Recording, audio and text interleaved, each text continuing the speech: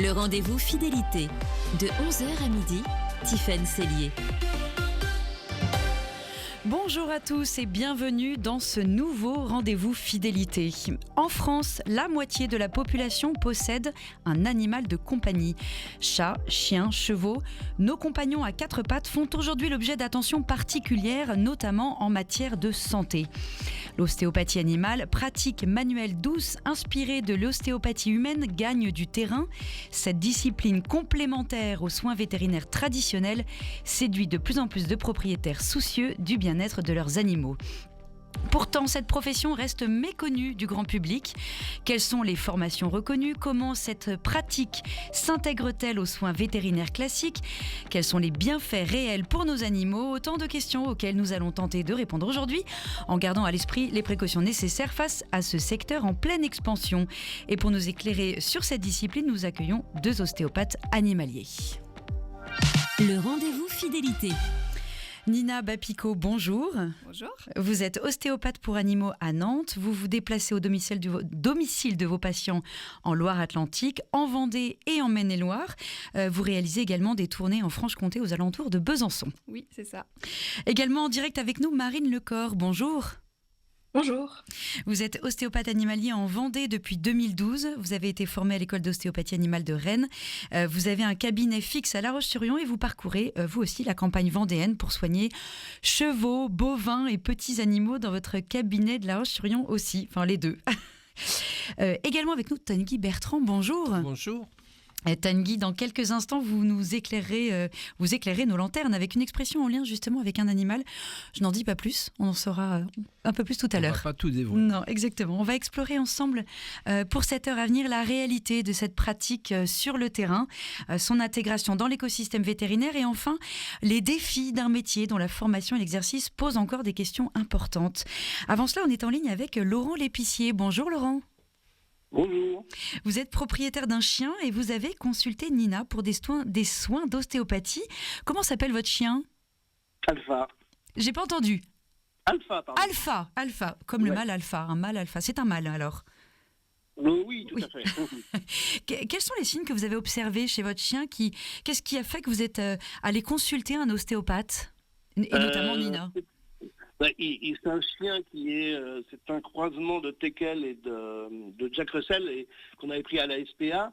Il y a 2 ans, on voyait qu'il avait des gros problèmes de dos. Enfin, ça s'est devenu en 48 heures, il est devenu presque paralysé de l'arrière-train. Donc on est allé en urgence consulter le vétérinaire qui nous a envoyé en urgence dans un hôpital véto à Vertou. Et donc là, on nous a proposé de faire une opération c'était une hernie discale, d'hernie discale, ce qu'on a accepté. Donc après on a récupéré le chien 48 heures après. Et c'était assez traumatisant quand même pour Alpha, donc il a mis 2 mois à récupérer. Oui, on imagine bien. Quelques, 10 mois après, 1 an après, on a vu que ça recommençait son problème de dos. On a consulté le vétérinaire. Et là, ma femme je ne sais pas par quel biais elle avait connu Nina. Je ne sais pas si c'est par des relations de son travail ou par les réseaux sociaux. Toujours est-il qu'après des piqûres qui ont été faites par le vétérinaire, on a pris la décision de faire venir un Nina pour le bien-être de notre chien parce qu'on ne pouvait pas le refaire opérer une deuxième fois. Et puis c'est vrai que ça lui a fait du bien, donc on l'a reconsulté une deuxième fois, 6 mois après ou 10 mois après pour en préventif, que maintenant on se dit on va plutôt que d'attendre qu'il redevienne paralysé, on essaie de faire des soins préventifs. On voit que ça lui fait du bien à Alpha et donc voilà quoi. Comment s'est déroulée la séance avec Nina ? Est-ce que Alpha a été coopératif ou au contraire est-ce que ça a été compliqué pour lui ? Alors la première fois j'étais là la deuxième fois et c'est vrai que je pense que ça a été j'étais à côté on était sur le canapé, Nina était à gauche du chien, moi j'étais à droite parce que c'est toujours moi qui l'emmène chez le vétérinaire et je sais qu'il est rassuré avec ma présence. Je pense que ça s'est plutôt bien. Il ne gigote pas trop, enfin ça a été, on sent que ça l'apaise, j'ai l'impression qu'on sent que ça l'apaise même. Ouais. Oui, c'est ça, les résultats que vous avez observés, c'est que ça l'a apaisé, il a retrouvé sa mobilité. Oui, c'est vrai que non, ça lui a fait du. ça lui a fait du bien. Assez Et là, rapidement il est bien, ou ouais. dans quel délai par rapport à la première séance? Je pense que l'après-midi, il a été 24 heures fatigué, et puis après, depuis, enfin disons, 3 jours après, maintenant, on voit qu'il est bien, il n'a plus de problème, enfin, il n'a plus de problème, ouais. Et vous recommanderiez cette approche à d'autres propriétaires? Oui, ouais. Alors que j'étais un poil sceptique au début, puis en fait, quand ma femme m'a proposé, j'ai dit bon, enfin, pourquoi pas, on n'avait rien à perdre par rapport au chien qui était mal en point, et en fait, non, je pense que ça lui fait du bien, donc il n'y a pas de... Oui, j'en recommanderais. Ouais, Une dernière question, Laurent, qu'est-ce qu'en a pensé le vétérinaire? Est-ce qu'il était plutôt favorable à cette approche ou pas? Plutôt favorable, de toute manière. Oui, c'est vrai que notre chien a 13 ans ou 14, je ne sais plus, et donc, voilà, ça fait pas lui faire de mal, et c'est vrai que non, il est plutôt positif à cet aspect, ouais. Bah, merci beaucoup, Laurent, pour ce témoignage de Alpha. On espère qu'il se porte bien, qu'il va continuer à bien se porter. Voilà, merci pour ce témoignage qui illustre concrètement l'intérêt que peuvent porter les propriétaires à cette pratique. Bonne journée, Laurent. Merci. Je me tourne vers vous maintenant, Marine. Vous qui êtes ostéopathe animalier depuis 13 ans, après ce témoignage, expliquez-nous concrètement ce qu'est l'ostéopathie animale. Au fond, est-ce que c'est comme pour nous? C'est exactement la même chose. En fait, la différence, c'est que la prise en charge des animaux se fait avec une communication qui vient d'abord du propriétaire, de l'éleveur qui encadre l'animal, pour nous indiquer en fait le motif de consultation, et ensuite l'analyse se fait par une analyse visuelle de la locomotion de l'animal, une étude de ses mots concernant son organisme, mais c'est exactement la même prise en charge. C'est-à-dire qu'on va travailler sur les structures articulaires, les structures tissulaires. Il y a pas mal de techniques qui sont semblables à celles qui sont faites chez les humains, en fait. Nina, justement, Alpha, quand vous l'avez rencontré la première fois, parce que contrairement à l'ostéopathie humaine, l'approche, elle est quand même assez différente, parce que l'animal ne peut pas exprimer ce qu'il a, et puis on ne sait pas trop comment le rassurer parce qu'il va être manipulé. Comment ça s'est passé la première fois avec Alpha, justement? Alors oui, on compte pas mal sur les propriétaires qui, eux, les connaissent par cœur et qui vont nous dire, bon, là, je sens que, par exemple, pour sauter sur le canapé ou faire des choses qu'ils font tous les jours, il est moins bien que d'habitude, il est moins à l'aise. Et après, au niveau de l'approche, la première fois, il était un peu... généralement, ils se demandent un peu ce qui leur arrive. Quand il y a les propriétaires pas très loin, ça les rassure, donc ça va. Et puis, ils sentent quand même assez rapidement, quand on va travailler sur des zones qui peuvent les gêner, qu'on y va tranquillement, c'est pour les soulager. Et ils se laissent... Alpha, il s'était laissé faire assez facilement, ouais. Justement, est-ce que ce qu'on vient d'entendre, c'est représentatif de votre clientèle? Quels sont les motifs les plus fréquents de consultation, Nina? Oui, alors les problèmes de dos, douleur au dos, c'est dans les motifs les plus souvent d'appel. On a tout ce qui est boiterie aussi, très fréquemment. Des chiens qui jouent un peu fort, qui se sont fait mal en promenade. Et ouais, c'est les deux choses les principales, moi, pour lesquelles on m'appelle, des boiteries et des douleurs au niveau du dos, des blocages. Marine, c'est votre cas également, ces problèmes de dos. Alors, vous avez d'autres animaux, puisque l'ostéopathie, ça a commencé dans les années 80 sur les chevaux de course, et aujourd'hui, ça s'applique sur tous les animaux. Alors, quels animaux vous soignez? J'en ai parlé un petit peu, j'ai parlé de chevaux, bovins. Quels animaux vous voyez le plus, finalement, Marine? Et puis, quels sont vos motifs aussi de consultation? Aujourd'hui, moi, avec le temps, je vois à peu près tous les équins, les bovins et les canins à peu près de la même manière en termes de répartition de temps. Les chevaux, en fait, c'est les cavaliers qui les utilisent, qui voient qu'il y a un souci dans la locomotion, qu'il y a, par exemple, sur des chevaux d'obstacles, ils n'arrivent plus à aborder les obstacles de la même manière, ils récupèrent pas très très bien. Les chevaux de travail, en fonction de leur particularité, vont avoir des difficultés à effectuer des figures, à effectuer des mouvements. Ou alors, on a aussi beaucoup de gens qui font de la prévention, en tout cas dans le milieu équin, c'est très très très... Aujourd'hui, c'est courant d'avoir son ostéopathe et de faire au moins une consultation minimum à l'année pour l'entretien de l'animal. On n'oublie pas que c'est des animaux qui sont sollicités pour leur activité sportive, donc c'est des vrais sportifs à part entière, et donc du coup, c'est nécessaire de surveiller et d'éviter les soucis à long terme en faisant un petit check-up avant la saison ou en fin de saison. Après, pour les bovins, on va retrouver plutôt des motifs de consultation tels que suite à des vélages un peu difficiles, on va avoir les femelles qui vont avoir besoin d'accompagnement. Pour les petits veaux, on peut avoir des veaux qui ont des difficultés à téter, des veaux qui ont des difficultés à se relever, ou on a les éleveurs qui sont intervenus pour la mise bas, et donc du coup, on a eu des impacts un peu extérieurs avec des phénomènes sur les membres. Et puis on a aussi les taureaux. Moi, j'ai pas mal de taureaux reproducteurs ou alors des animaux de concours qu'il faut bien mettre nickel avant la saison, avant les concours. Et puis pour les chiens, c'est un peu comme pour Nina, des modifications dans le comportement.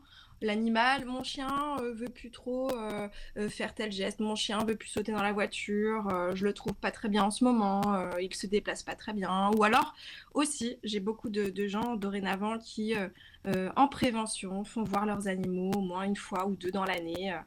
Des gens qui randonnent avec, des gens qui font du sport, de l'agility, des courses, de la course à pied, et qui se disent moi j'y vais, je vois pas pourquoi mon animal n'irait pas, quoi. Oui, ou comme Laurent L'Épicier, quand finalement la médecine n'apporte pas de réponse, un peu comme nous, où on va chercher la médecine, alors on appelle ça les soins parallèles, enfin en tout cas autre chose, Nina. Oui, on a pas mal de vétérinaires qui nous renvoient du monde. Enfin, moi j'ai de plus en plus des gens qui viennent en me disant là c'est au niveau de l'imagerie, radiographie, scanner, on n'a rien, on voit quand même qu'il y a quelque chose, donc il m'a conseillé de faire appel à un ostéopathe pour voir si ça peut aider. Et comme disait Marine et comme disait Laurent, il y a des gens qui sont un peu sceptiques et en fait ils se rendent compte après que ça va super bien, donc ils se disent on va faire une fois par an histoire d'éviter l'apparition de problèmes.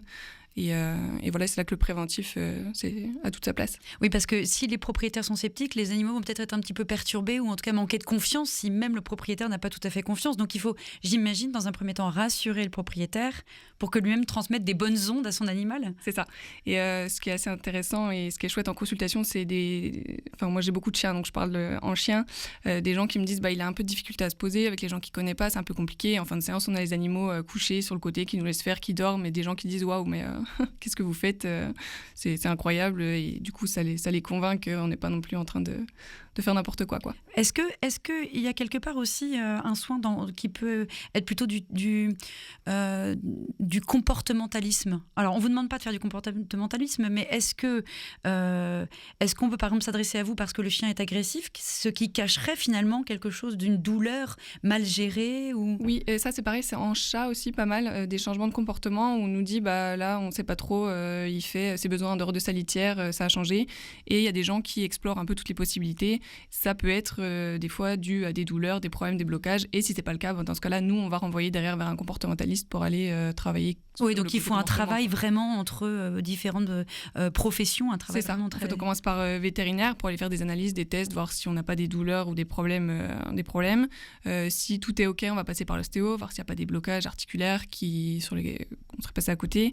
Et si ça n'aide toujours pas, là on va plus aller travailler côté comportement, voir si au niveau de l'environnement de l'animal tout va bien, s'il y a des choses à améliorer, à changer. Et voilà. Marine, tout à l'heure, vous parliez du fait que vous interveniez sur des taureaux reproducteurs. Ça doit être un petit peu intimidant, non? Comment est-ce que vous gérez la sécurité? Alors déjà, il faut savoir que ces taureaux-là, les repros, ça fait partie des animaux qui sont le plus utilisés par les éleveurs. Donc les éleveurs connaissent bien leurs bêtes. Et généralement, il y a toujours 2-3 personnes de la ferme qui est avec nous et qui nous accompagnent. On utilise les barres de sécurité dans l'exploitation pour évidemment faire en sorte que les conditions soient réunies pour travailler et que chacun garde son intégrité physique. Mais généralement, tout se passe très très bien. On peut utiliser des cordes pour manipuler certaines zones et faire surtout bras de levier, parce qu'évidemment, face à un taureau d'1 tonne, moi je fais pas le poids. Oui. D'ailleurs, même une personne de 100 kilos, toute musclée et bodybuildée, ne fait pas le poids. Ça changerait rien. Donc voilà, on a plein de techniques, puisqu'en fait ce sont des techniques pour mettre en condition l'animal pour faciliter la manipulation. Et vous évoquiez justement à nos confrères de Ouest France des résultats parfois spectaculaires. Est-ce qu'on peut parler de guérison ou plutôt d'amélioration du bien-être? Je vous posais la question à toutes les deux. Marine, vous voulez commencer? Oui, en fait, C'est-à-dire que parfois, la médecine traditionnelle, donc vétérinaire, se retrouve avec une impasse en Ouais. fait sur certaines prises en charge, tout comme nous, de la même manière, hein, sur certains cas. Et donc c'est très complémentaire parce que sur des animaux qui peuvent être condamnés entre guillemets dans leur utilité, l'intervention en manipulation peut permettre de récupérer un animal qui était voué à l'abattoir si c'était un animal d'élevage ou à une vie très compliquée si c'est un petit animal ou à des traitements très lourds, quoi. Donc, Mhm. en effet, mais aujourd'hui, je dirais que les vétérinaires ont plus la conscience de notre champ d'action et on travaille vraiment plus main dans la main qu'il y a quelques années. Et donc, du coup, c'est plutôt un renvoi de patientèle qui permet vraiment d'être cohérent et de répondre aux demandes des particuliers ou des professionnels, quoi. Ouais, on reviendra sur votre relation justement avec les vétérinaires. Nina, est-ce que vous avez des résultats spectaculaires aussi Et bah là, j'en ai un qui me vient en tête. Oui, c'était une petite chatte d'un certain âge déjà, qui avait 16 ou 17 ans, je sais plus. Et la propriétaire m'appelle en me disant que bon, bah là, c'est un peu dernier espoir, qu'on a proposé l'euthanasie. Elle n'arrivait plus à se lever. En fait, elle est tombée et elle était paralysée des postérieurs. Et en fait, les vétérinaires ne savaient plus trop quoi faire. Ils ont dit, en plus, vu son âge, que l'euthanasie pouvait être recommandée. Et avec une ou deux séances d'ostéopathie, je suis revenue la deuxième fois. Elle m'accueillait debout, en train de se déplacer. C'était un peu chancelant, mais donc oui, c'est vrai que c'est le genre de cas les plus voyants et on se dit que c'est chouette de travailler avec d'autres professionnels de santé, quoi. Il n'y a pas besoin, comme chez nous les humains, d'avoir beaucoup de séances finalement. Alors, une séance ou deux peuvent suffire. Ça dépend vraiment des cas. Elle, pour le coup, c'est vrai qu'en une séance, il y a déjà eu des résultats assez spectaculaires. Mais à côté de ça, je dis ça, mais il y a la propriétaire qui travaillait aussi énormément, qui massait, qui mobilisait. Donc, c'était pas non plus que la séance. Mais ça dépend. Ça dépend vraiment des cas, le nombre de séances requises. Marine, vous travaillez, on l'a dit, avec des taureaux, mais aussi avec des chats, des chiens. Il y a une différence d'approche aussi, là, dans la pratique de l'ostéopathie en fonction de la taille de l'animal? Oui, évidemment, il y a une adaptation déjà à l'environnement. Et puis, un chien va pas réagir de la même manière qu'une vache ou qu'un cheval à l'abord de l'humain. Donc, ça nécessite d'avoir des connaissances de ces animaux, de leur environnement, de leur mode de fonctionnement. Donc, on s'adapte, ça c'est à nous de s'adapter, c'est à nous de nous mettre dans leur bulle, de se faire accepter dans leur bulle. Et puis ensuite, évidemment, il y a une adaptation physique parce que quand je manipule un cheval ou quand je manipule un chien, je me plie pas de la même manière. Donc voilà. Et vous envisagez pas de vous mettre à plusieurs justement quand il s'agit d'un gros animal? Non, parce que pour être en sécurité et vraiment être alerte aux réactions de l'animal, vaut mieux être tout seul. Si on se retrouve plusieurs autour, c'est là que ça peut être dangereux en fait. Est-ce que c'est facile finalement de faire la différence, Nina, Marine, entre un animal qui a besoin de vos soins et un animal qui relève finalement d'un traitement vétérinaire urgent? Oui, ça on nous apprend à l'école tout de suite les limites de votre pratique. Limites, c'est ça. Ouais. Déjà, s'il y a une plaie, du sang, là, ça part directement au vétérinaire. S'il y a des boiteries qu'on appelle à pattes cassées, ou un animal qui pose carrément plus une patte, qui a des gros signes de douleur, un animal apathique qui ne mange plus, tout ça, c'est des choses qu'on renvoie vers le vétérinaire. C'est des choses qu'on apprend vraiment à l'école, qu'on appelle le diagnostic différentiel, de savoir est-ce que c'est nous qui prenons en charge ou est-ce qu'avant on demande un avis vétérinaire. Mais Marine, j'imagine que les propriétaires d'animaux passent d'abord par le vétérinaire avant de s'adresser à vous? Pas ça toujours. Dépend, en ouais. fait. Quand certains propriétaires commencent à avoir l'habitude de la prise en charge ostéopathique, de la prise en charge vétérinaire, connaissent leurs animaux.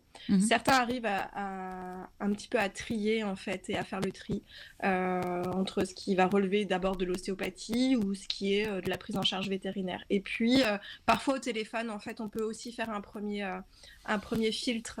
Et selon les interrogations, les questions qu'on va avoir, les réponses surtout qu'on va avoir à nos questions, on va pouvoir orienter directement chez le vétérinaire. Ou alors, ça m'est déjà arrivé, les gens viennent au cabinet parce qu'ils veulent quand même que ce soit vu par l'ostéopathe. Et en fonction de ce qu'on a dans notre premier examen, on peut référer au vétérinaire pour avoir une radiographie ou pour avoir des examens complémentaires avant notre prise en charge. Nina Bapico, Marine Lecor, on va s'intéresser à la formation et à la reconnaissance officielle de votre profession juste après une toute petite pause musicale.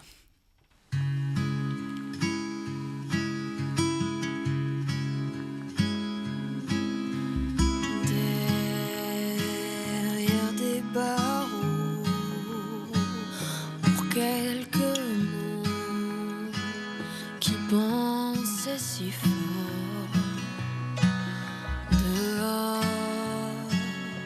Dehors il fait chaud, des milliers d'oiseaux s'envolent sans effort. Mais quel est ce pays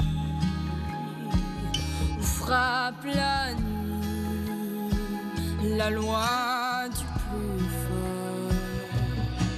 Diego,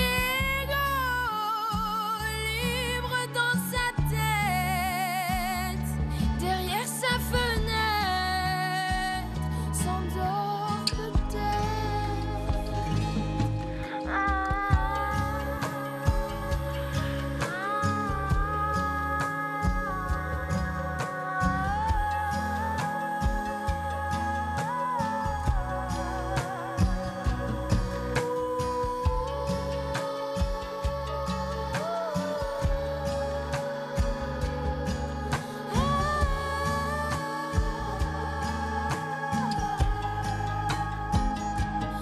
Et moi qui danse ma vie, qui chante et qui rit, je pense à lui.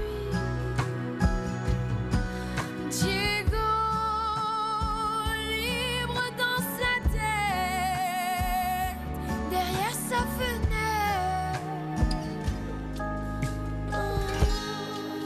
Déjà mort, peut-être. Diego, c'était April sur Radio Fidélité. Le rendez-vous fidélité. Nous sommes toujours avec Marine Lecor et Nina Bapico. Nous parlions de la pratique quotidienne de l'ostéopathie animale. On va s'intéresser maintenant aux aspects plus institutionnels, la formation, la réglementation et puis les relations avec le monde vétérinaire traditionnel. J'ai une petite question pour finalement peut-être faire le lien avec la suite que Tanguy a suggérée, qui est très intéressante. Est-ce que vous traitez vos propres animaux, finalement, parce que vous avez sûrement des animaux de compagnie, toutes les deux. Nina? Alors moi, non. Moi, elle est vue par une amie et consoeur de la région parce que je me sens pas assez objective avec elle. J'ai pas la même approche, la même patience et donc c'est pas moi qui le fais, non. Marine Lecor? Oui, moi c'est pareil. Je trouve qu'on est trop en empathie avec nos animaux, on les connaît par cœur et en plus c'est hyper difficile d'être objectif. Donc je peux dépanner s'il y a un gros problème, mais je fais voir à mes consoeurs aussi. C'est intéressant. Alors, tout d'abord, pour comprendre un petit peu comment on fonctionne, comment on est formé, mais pourquoi est-ce que vous avez choisi cette voie, Nina Bapico? Alors moi, ça a toujours été les animaux, mais j'ai jamais eu le côté j'ai envie d'être vétérinaire. Il y en a beaucoup qui se disent vétérinaire, ostéo. Et c'est un stage de 3e, j'ai fait dans un haras dans ma région. Et c'est là que j'ai rencontré une ostéopathe équin, pour le coup. Et tout de suite, je me suis dit, génial, je me suis renseignée. Je suis partie dans cette voie assez rapidement. Ouais. Marine? Oula, moi déjà ça remonte un peu. Oui, on rappelle que vous avez 12 ans de pratique maintenant. Voilà, j'arrive 13 même. 13. Comment dire? Moi, je voulais soigner, mais je voulais réfléchir à mon soin. Et puis, je voulais pas être enfermée dans un cabinet. Donc, j'ai toujours été avec les chevaux, avec les chiens. Et donc, c'est devenu évident quand j'ai découvert qu'il y avait une école en France, à Rennes, d'aller faire un week-end de découverte, de découvrir cette formation. Et du coup, c'était une évidence après. Ah oui, jusqu'en 2011, en France, seuls les vétérinaires pouvaient exercer légalement l'ostéopathie animale. Mais c'est une ordonnance justement de 2011 qui a ouvert l'exercice de l'ostéopathie animale à des personnes non vétérinaires. Marine, vous avez été formée à Rennes, hein, vous venez de le dire. Et il n'y avait qu'une seule école en France. Aujourd'hui, le paysage a changé. Hein. Oui, c'était même une école d'éthiopathie à la base, à Rennes. Il y avait une autre école qui était en Angleterre, à Brighton. Suite à cette ordonnance, en fait, il y a eu un souhait de rentrer dans un cadre légal. imposée par les vétérinaires initialement, Mhm. et donc une structuration de la profession, même si on n'est pas encore reconnu comme profession à part entière, en tout cas de notre pratique ostéopathique. Vous n'êtes pas reconnu Et, comme profession à part entière, c'est-à-dire? Non, pas encore. C'est-à-dire qu'on a un titre, on a une capacité de pratique, un titre, mais on n'a pas la profession qui est reconnue, le métier en fait. Le métier d'ostéopathe animalier n'est pas reconnu en tant que tel pour l'instant, même si on œuvre pour. Mhm. Voilà, on a un droit de pratique, un droit d'acte d'ostéopathie. Mhm. Oui. Et donc, Oui. juste pour répondre à votre question, Oui. aujourd'hui, on se retrouve avec plus d'une vingtaine, trentaine d'écoles, il me semble, dans le paysage français aujourd'hui, ce qui devient complètement aberrant puisqu'on suit le même schéma que les ostéopathes humains, sans numerus clausus et avec des jeunes qui payent une formation à un prix exorbitant et qui n'auront pas forcément la capacité de pouvoir pratiquer correctement et de rentrer dans leurs frais ensuite. Justement, je voudrais, avant qu'on parle vraiment de la formation en elle-même, puisque vous parlez de ça, justement, cette espèce d'explosion d'écoles qui va créer énormément d'ostéopathes, il y a une grande hétérogénéité dans la formation, hein, c'est ça que vous voyez? Oui, c'est-à-dire que... Parce que vous êtes vous-même professeur maintenant, hein, je précise. Oui, moi je suis formatrice, j'interviens dans une école d'ostéopathie, je l'ai déjà fait auparavant, même à Rennes. Parce que j'adore mon métier et j'aime le transmettre et je trouve ça toujours très riche, mais malheureusement aujourd'hui il y a trop d'écoles en fait, il y a trop d'écoles et puis il y a pas d'homogénéité dans le programme de formation de ces écoles, même si aujourd'hui le collectif des ostéopathes animaliers, je ne sais pas si vous en avez entendu parler, œuvre en tout cas avec l'ordre des vétérinaires pour essayer d'accorder les violons de tout le monde et de rentrer dans un cadre et donc de faire quelque chose de positif en fait de tout ce qui se passe en ce moment, quoi. Et oui, Nina, vous avez été formée à Caen. Oui. Alors déjà, comment vous avez choisi votre école avec la pléthore de propositions? Alors moi quand j'ai commencé, on avait 4 ou 5. Donc déjà oui, il y avait encore, ça va. c'était encore raisonnable. Ouais. J'ai visité moi Rennes, Lisieux et Caen. Dans tous les cas, moi je devais partir. Donc dans mon secteur géographique, il n'y en avait pas. Et après, c'est vraiment le contact, ce que propose la formation, en allant visiter l'école et voilà. Alors justement, ce parcours, cette formation, c'est quoi? En quoi ça consiste? Combien d'années d'études? Quel niveau requis? Si derrière nos micros, il y a des auditeurs qui ont des enfants qui sont en 3e ou qui doivent choisir aux 18 ans, qui vont choisir leur voie, voilà, en quoi ça consiste? Du coup, moi, je vais répondre, mais que pour mon école. Parce que, Marine complétera alors. Voilà, je sais que ça diffère un peu d'une école à l'autre. Moi, c'était une formation en 5 ans. Pour être pris, il fallait avoir un bac S ou alors une remise à niveau scientifique si on n'avait pas un bac S. Après, c'était sur dossier et entretien. Et après, au niveau du programme... donc sur 5 ans, moi j'ai de la pratique dans mon école, en tout cas dès la première année, une fois par semaine, et de plus en plus de pratique avec les années 4 et 5, des semaines entières de pratique, des clinicas, beaucoup d'anatomie, on a des stages également de découverte de milieux professionnels, donc nous c'est vraiment pour aller rencontrer des professionnels avec lesquels on va être amené à travailler derrière. Et voilà, moi au niveau de ma formation. Marine, et vous du côté de Rennes?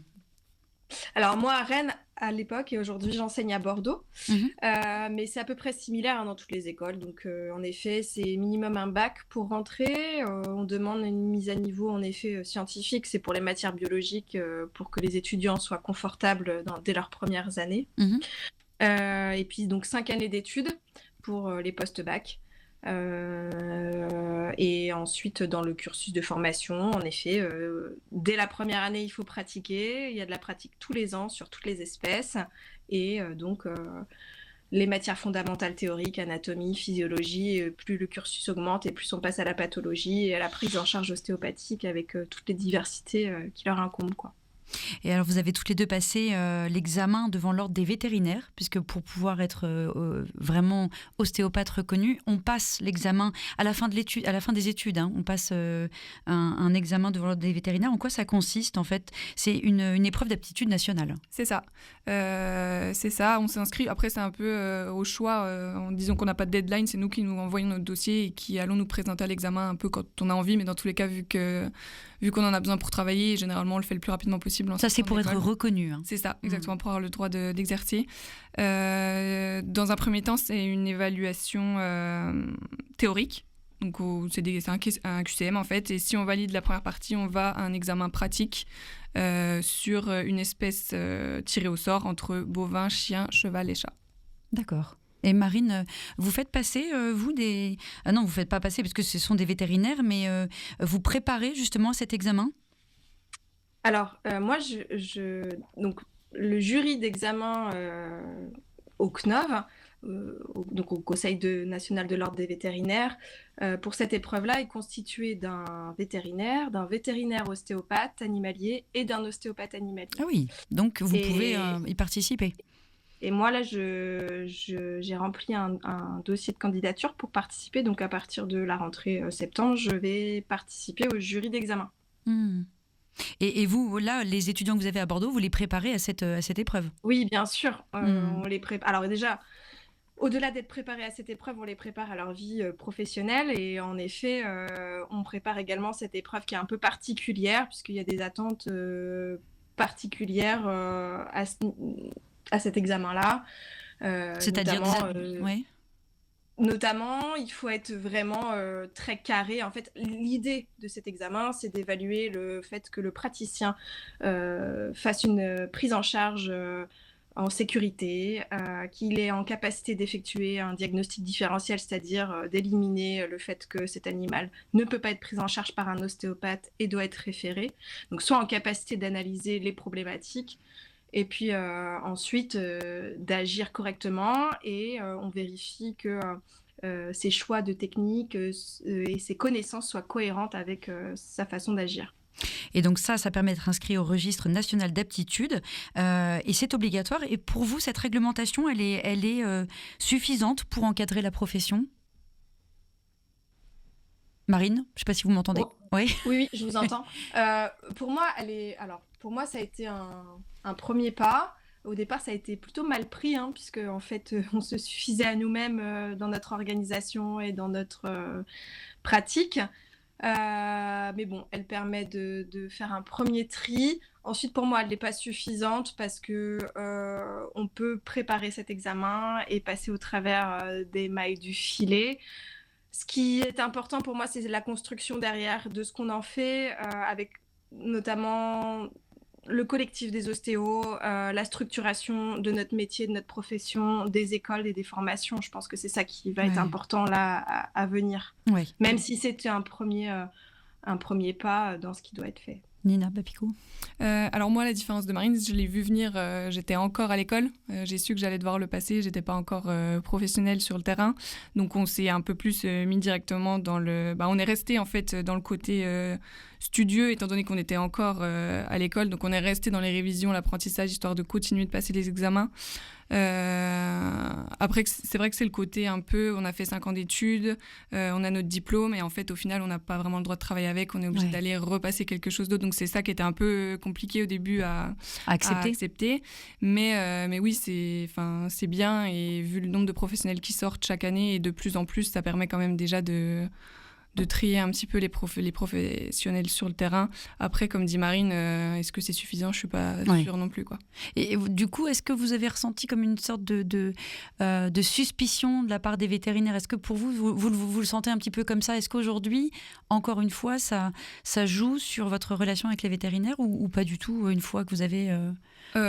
Alors, ça dépend vraiment des vétérinaires. Je pense qu'il y en a qui sont un petit peu frileux à la pratique.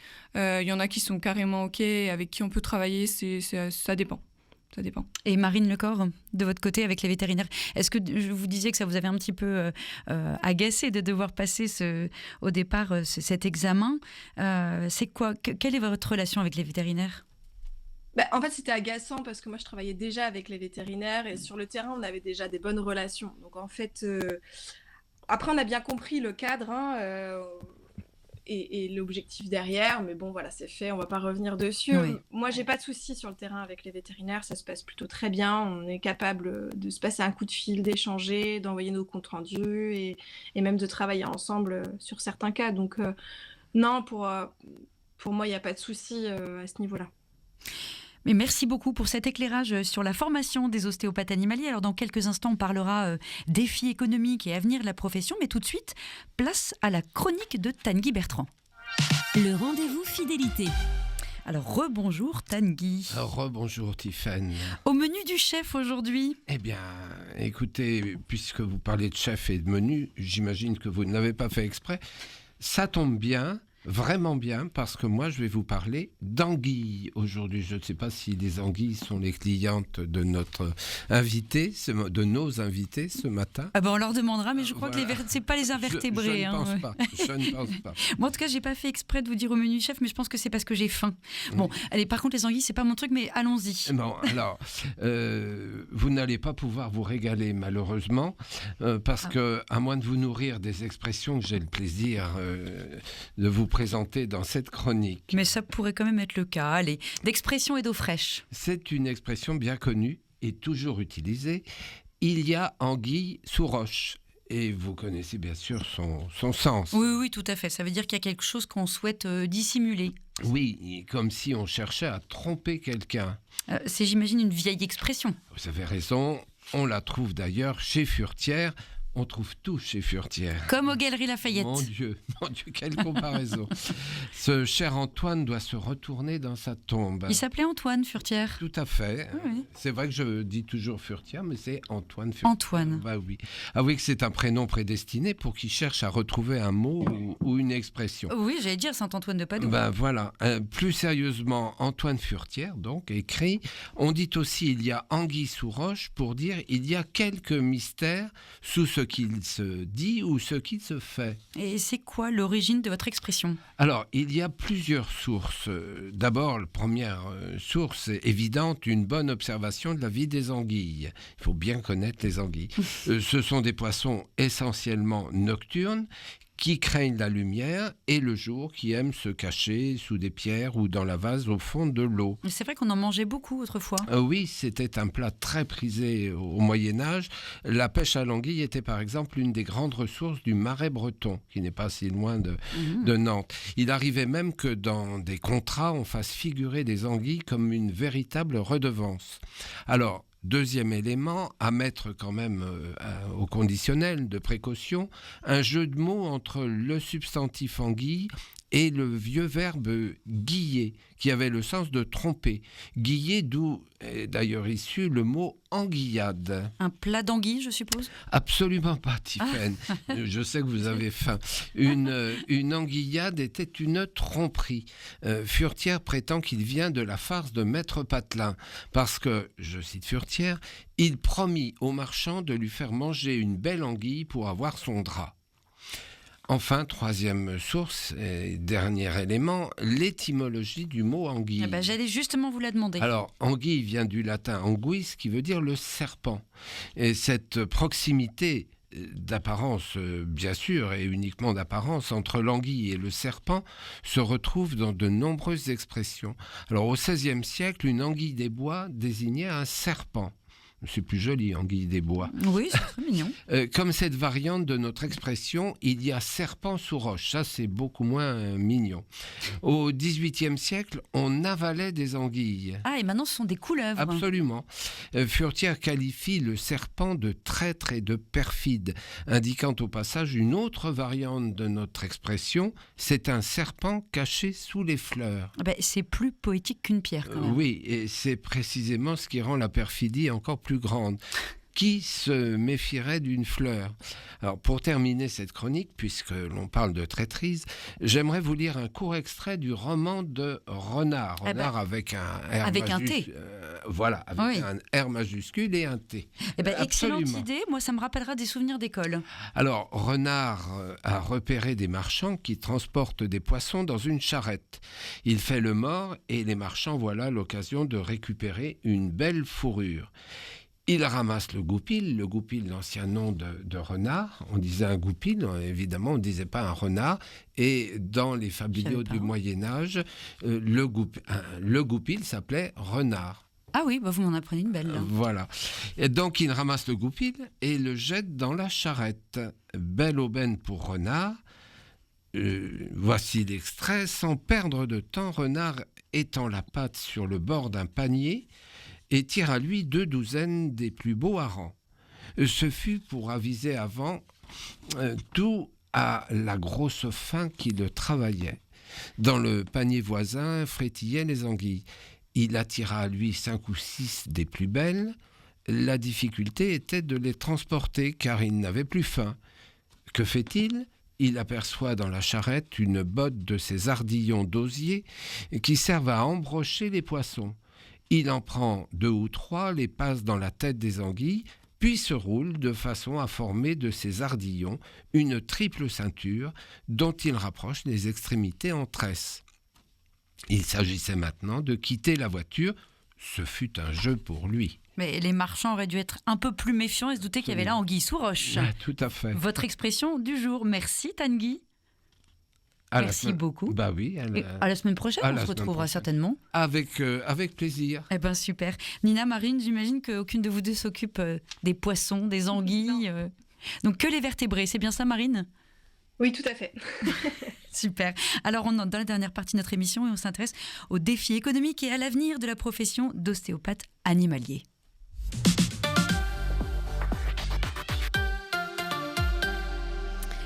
Nina Bapico, Marine Lecor, soyons francs sur l'aspect économique. Un rapport officiel du ministère de l'Agriculture sur l'état des lieux du secteur de l'ostéopathie animale, sur l'état des lieux du secteur de l'ostéopathie, l'évaluation de l'épreuve d'aptitude et de l'enseignement dispensé évoque des revenus de 470 € par mois la première année.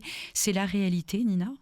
Je pense que c'est plutôt la réalité. Oui, après, ça dépend vraiment, je pense, du secteur dans lequel on veut s'installer. Il y a des secteurs encore où il y a de la place, il y a beaucoup plus de place que dans d'autres. Secteur géographique. Secteur géographique, ouais. Et je pense que des personnes qui peuvent être au-dessus de ça en s'installant dans des régions où il n'y a pas beaucoup d'ostéopathes et beaucoup d'animaux. Marine Lecor, c'est quelque chose qui est encore la réalité, selon vous ? Alors moi, je pense que c'est la réalité. Après, moi, ça remonte. Et puis, au départ, on n'était pas nombreux. Donc, c'était pas notre réalité à nous il y a quelques années quand on s'installait. Mais je suis d'accord avec ce que dit Nina. C'est tout à fait vrai. Le secteur géographique va vraiment jouer. Et ainsi que les espèces, en fait, aussi, qu'on souhaite manipuler et qu'on souhaite prendre en charge. Parce qu'il y a des espèces encore où il y a de la place, en fait. Comment vous avez traversé justement ces premières années un peu difficiles ? Est-ce que vous avez été contrainte à la polyactivité, Nina ? Moi, oui. Oui, en sortant d'école. Et jusqu'à l'été dernier, j'avais un autre petit job alimentaire à côté, le temps de me faire connaître et de lancer mon activité. C'était votre cas aussi, Marine, à l'époque ? Oui, pour assurer le coup, les premières années, on est vigilant. Et si on veut payer le loyer, il faut assurer.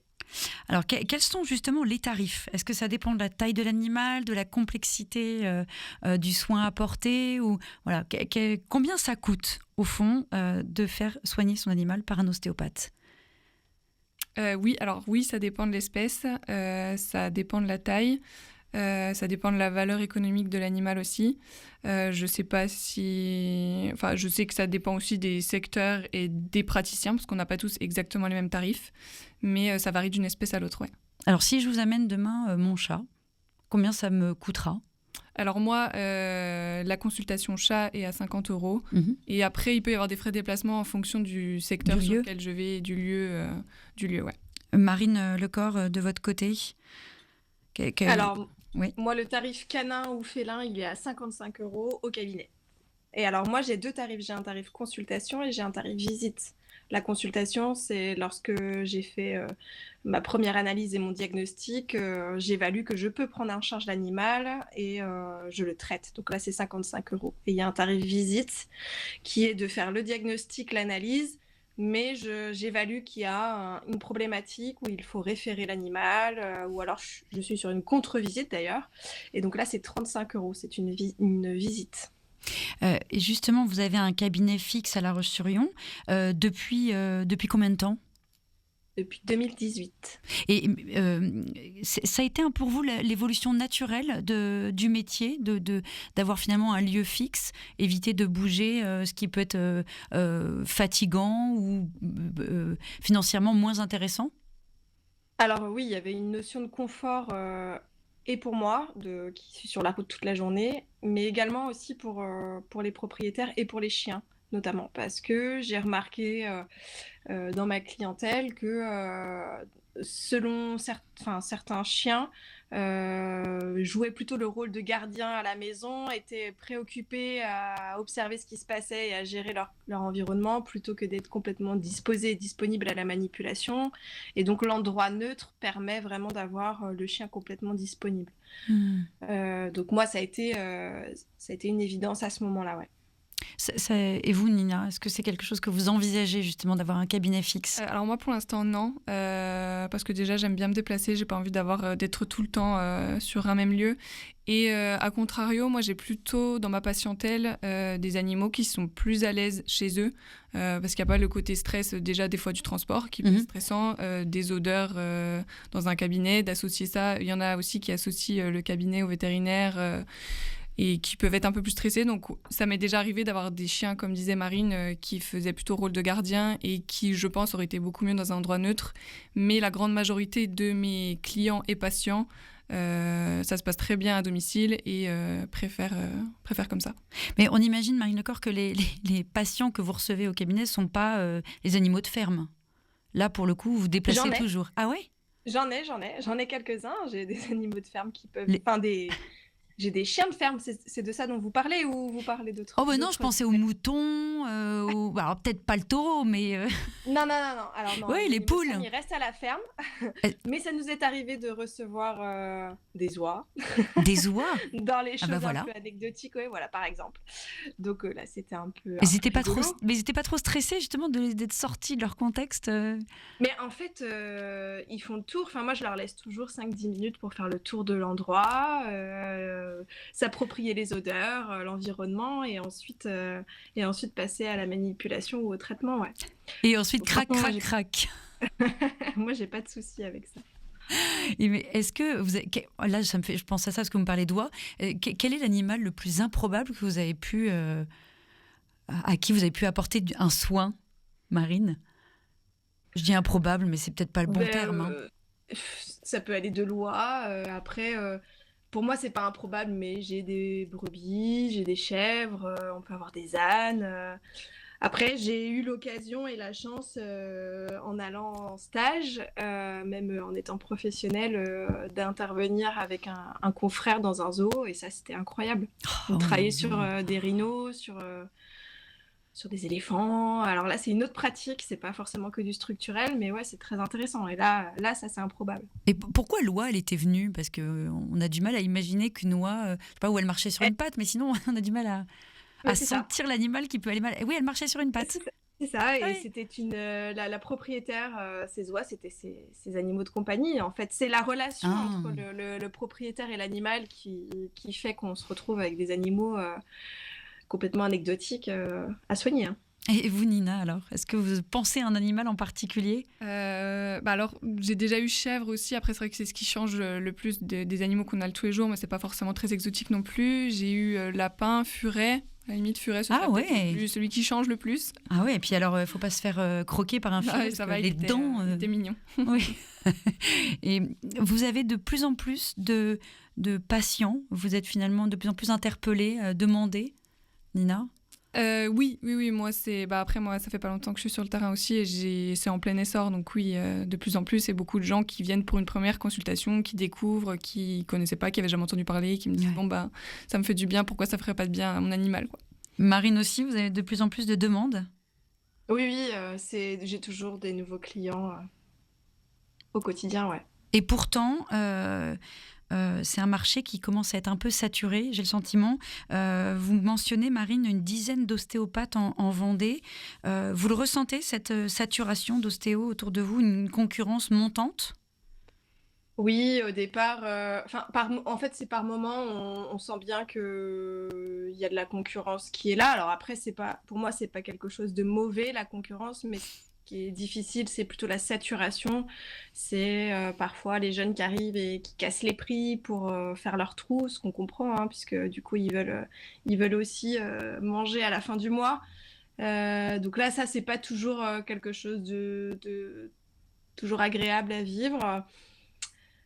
Mais bon, on fait avec. Après, moi, je pense on va vite arriver à saturation. D'ailleurs, dans certains secteurs, ils sont déjà arrivés à saturation et c'est compliqué parce que du coup, on a tous fait les études, on aime tous notre métier, mais à un moment donné, il y a aussi la réalité économique, il y a aussi la conjoncture économique actuelle qui fait que il faut pas oublier que les soins pour les animaux, c'est pas remboursé, c'est toujours à sortir de sa poche. Et donc, quand les mois sont un peu compliqués, bah forcément, il faut faire des choix. Et donc, c'est pas toujours l'animal qui passe en priorité, ce qui est très entendable aussi. Et oui, comment vous justifiez finalement vos prix aux propriétaires? Est-ce que vous vous sentez obligé de justifier justement?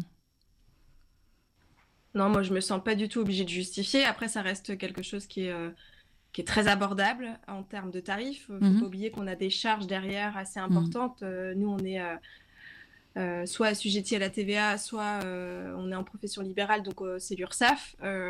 Toute profession libérale connaît le pourcentage que l'URSSAF nous prend tous les mois. Donc on peut très bien diviser le prix d'une consultation par deux pour voir ce qui nous reste dans la poche à la fin du mois, quoi, entre les charges et les frais qu'on doit à l'État. Nina, on parlait justement du nombre croissant d'ostéopathes. Le rapport officiel du ministère de l'Agriculture, il estime entre 2100 et 2300 le nombre d'apprenants actuellement en formation. À quoi c'est dû? Est-ce que vous avez une idée? Alors déjà, le fait que nos animaux sont de plus en plus centraux, qu'on écoute de plus en plus, qu'on est de plus en plus sensible au bien-être animal, je dirais qu'il y a ça, donc... Et je ne saurais pas dire si la profession, comme elle est plus connue, il y a un effet de mode, entre guillemets. Je ne saurais pas exactement dire, justifier. Marine, vous justifiez comment, vous, cette explosion de la formation, des apprenants, finalement? Mais moi, je suis d'accord avec ce que Nina dit. Je rajouterais juste aussi que l'accès aux études vétérinaires en France sont très difficiles. Les concours d'entrée sont compliqués et on a beaucoup, dans les premières années, des jeunes qui ont eu des échecs sur les concours d'entrée en école vétérinaire, ce qui est bien dommage parce qu'on manque cruellement de vétérinaires, en tout cas en milieu rural. Et voilà, on va avoir des difficultés à long terme puisqu'il va y avoir une inversion. On va se retrouver avec beaucoup, beaucoup d'ostéopathes animaliers. Et pas assez de vétérinaires, Ouais, vraiment. Donc, pardon. Je pense que là-dessus, on a un petit souci aussi. Il y a aussi une troisième, on en parlait tout à l'heure hors micro, il y a un troisième métier qui est le podologue animalier, c'est aussi important. Est-ce que, tout comme chez nous les humains, le kiné, l'ostéo et le podologue travaillent très en lien, est-ce que c'est votre cas aussi?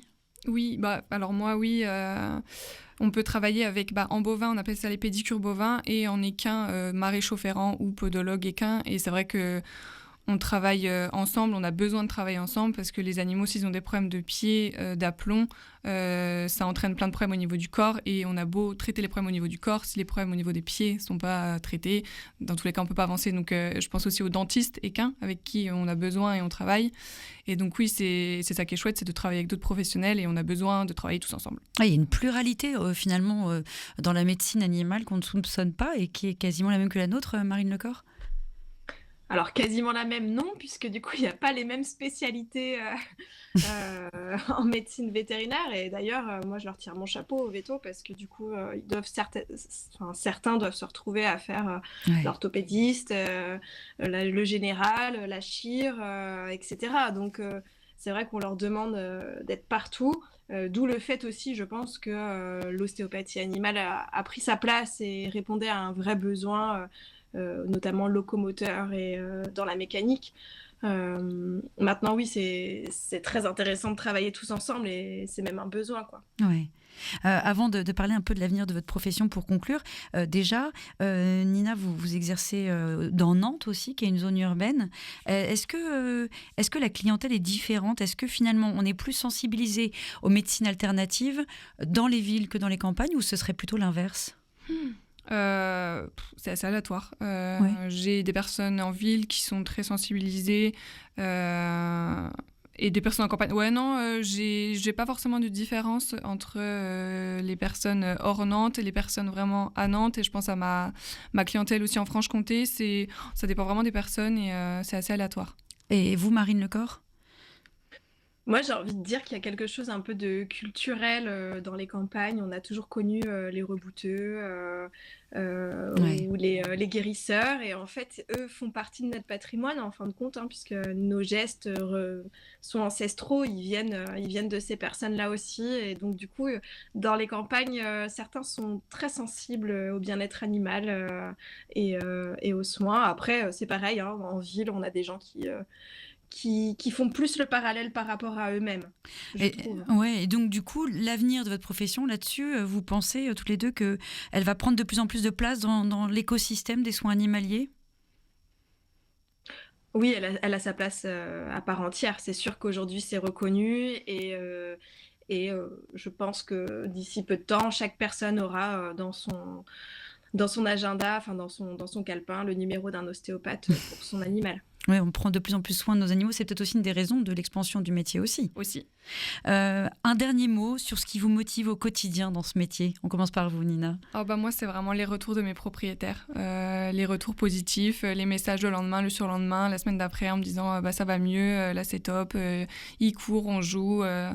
Et c'est vraiment ça, moi, les rencontrer les animaux et les retours de leurs humains.